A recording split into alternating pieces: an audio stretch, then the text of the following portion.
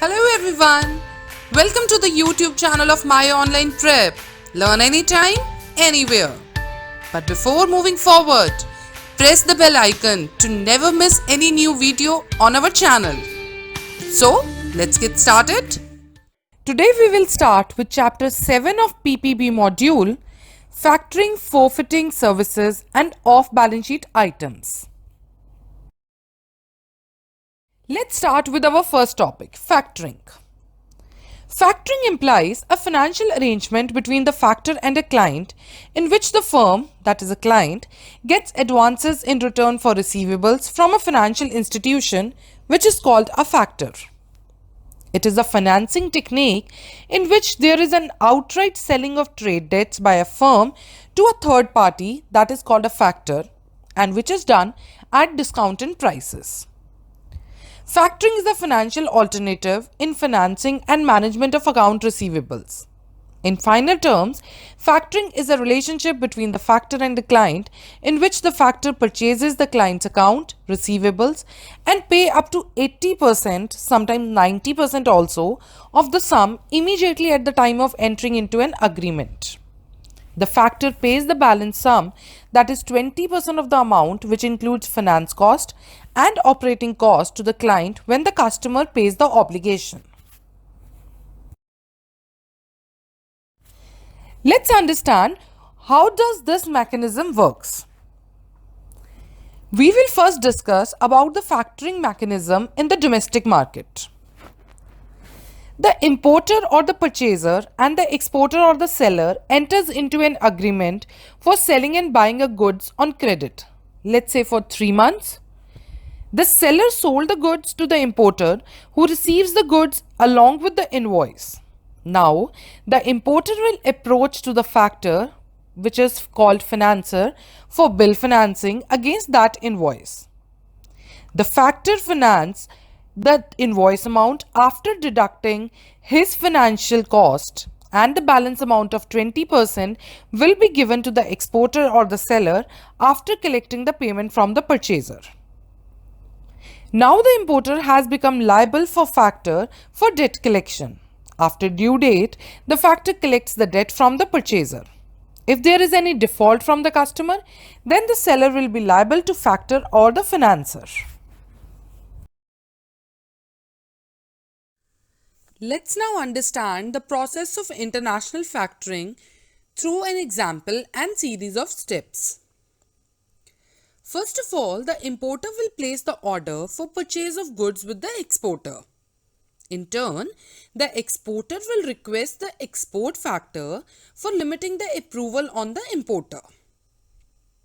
As a third step, the export factor will forward the request to an import factor in the importer's country. Then the import factor evaluates the importer and he is required to convey the approval to the export factor. After receiving the approval, the export factor conveys the commencement of the factoring arrangement to the exporter. The exporter then delivers the goods to the importer, and parallelly, the exporter produces the documents to the export factor. The export factor, after receiving the documents, starts disbursement of the funds to the exporter. This disbursement will be up to the prepayment amount decided, and at the same time will also forward the documents to the import factor. The importer, on the due date of the invoice, will pay that amount to the import factor, who in turn remits this payment to the export factor. After this, the export factor applies the received funds to the outstanding amount of the advance against the invoice. The exporter receives a balance payment. And it is how the process of international factoring is done. Let's understand the process of forfeiting with the help of an example and series of steps involved. As we know, there are 4 parties involved in this process: importer, exporter, forfeiter himself, and the bank who is availing and giving the services to all these 3 parties. First of all, the importer will send the receivables to the bank for availing the guarantee. As a second step, the bank who has received the receivables amount will guarantee the receivable amount in return to the importer. Then, as per the guaranteed amount received from the bank, the importer will send those guaranteed receivables to the exporter. After receiving those guaranteed receivables, the exporter will sold these to forfeitor at a discount but on non-recourse basis. The forfeitor himself will receive the finance and give it to the exporter. This amount received by the forfeitor will be given by the bank.